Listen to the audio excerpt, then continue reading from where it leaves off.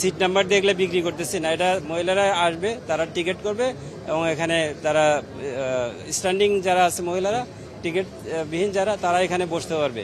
তো ঈদের আগে এসে 3 দিন, আর ঈদের পরে যাত্রা আমাদের শুরু হবে আসলে 30 তারিখতে আসে, বেশি 30, 31, হয়তো 1 তারিখ পর্যন্ত আমরা চালাবো। এভাবে 3 দিন, আগে এবং পরে 3 দিন। এরপরে যদি প্রয়োজন হয় আমরা এটা এক্সটেনশন করতে পারি। সিলেট লাইনে আসলে যে দুর্ঘটনাটা ঠিক না, কিছু কিছু জায়গায় আমাদের কিছু এই ঝড়ের কারণে গাছপুরের রেল লাইন এটা ব্লক হয়ে যায়। এই গাছ অপসারণ করতে আমাদের সময় লেগে যায়, কারণ এটা গাছগুলো সব অপসারণ করতে গেলে আমাদেরকে এই ম্যানুয়ালি সরাইতে হয়, কারণ এমন জায়গায় গাছ পড়ে সেখানে কোনো রোড গার্ড থাকে না। আমাদেরকে রেল লাইন দিয়ে হাইটে যে অথবা ট্রলিতে যে একটা সমেশন নিয়ে যায় কাটে, এটা ম্যানুয়ালি ক্লিয়ার করতে হয়, এটা একটা সমস্যা। আর পাহাড়ি এলাকায় আমাদের অনেক সময় ইঞ্জিনের হুইল স্লিপ করে, এটা অনেক সময় দেখা গেলো যে এটা উঠতে পারে না। এই কারণেও আমাদের এই এই এই জিনিসগুলো হচ্ছে, মানে এখানে উঠতে পারে না পাহাড়ে, এই একটা কারণ।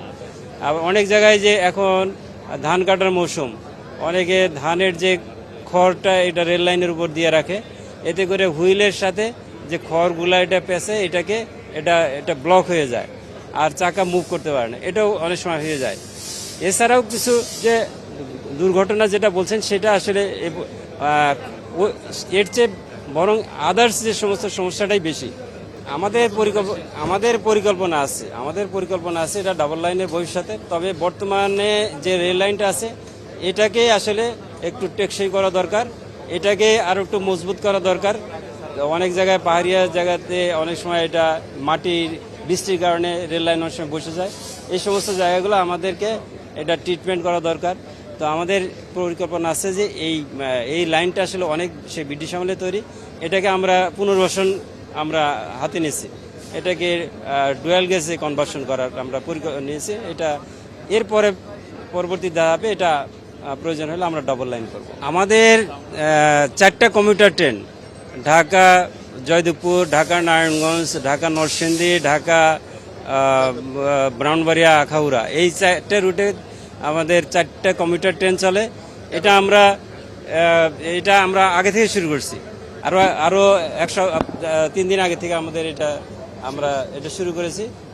এখন নতুন করে এই দূরপাল্লার যে ট্রেনটা, এটা আজকে থেকে, যেহেতু ঈদের এই দূরপাল্লার ট্রেনের যাত্রীগুলার বেশি এই চাপটা থাকে এই 3 দিন, এই জন্য আমরা এই আজকে থেকে দূরপাল্লার যে ট্রেনগুলোতে আমরা আজকে থেকে শুরু করছি। সব ট্রেনে হয়তো দিতে পারবো না, আমাদের কোচের অ্যাভেলেবিলিটি হিসাবে প্রাপ্যতার সাপেক্ষে আমরা চাহিদা সাপেক্ষে আমরা কোচ লাগাচ্ছি আজকে থেকে।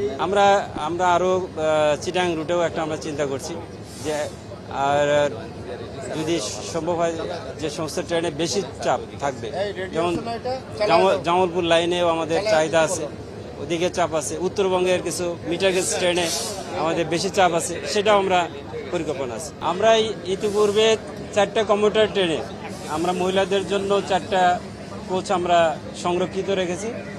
আজকে থেকে দূরপাল্লার যে আন্তনগর ট্রেন, সেই ট্রেনে আমরা আজকে থেকে কোচ সংযোজন আমরা যে শুরু করলাম, জয়ন্তিকা ট্রেন থেকে শুরু হলো। এটা আমরা আরও 2-1টা রুটে আমরা এটাকে সংযোজন করার চাহিদা অনুযায়ী এবং আমাদের প্রাপ্যতা অনুযায়ী আমরা এটা কোচ সংযোজনের আমরা উদ্যোগ নিচ্ছি। ঈদের আগে এবং ঈদের পরে, এটা ঈদ উপলক্ষে বলতে পারেন যে ঈদের যে বাইরে যাওয়ার যে রাশ এবং ঢাকা থেকে এটা মাননীয় প্রধানমন্ত্রী ওনার একটা নির্দেশনা আছে যে মহিলাদের জন্য একটু তাদের বিশেষ ব্যবস্থা করা যায় কিনা, আমরা তারই উদ্দেশ্যে আমরা সেই যাত্রীদের, মহিলা এবং শিশুদের যাত্রীদের যাতে দুর্ভোগটা লাঘব হয়, নির্বিঘ্নে যারা যাত্রা করতে পারে, সেজন্য আমরা এই সংযোজন করেছি।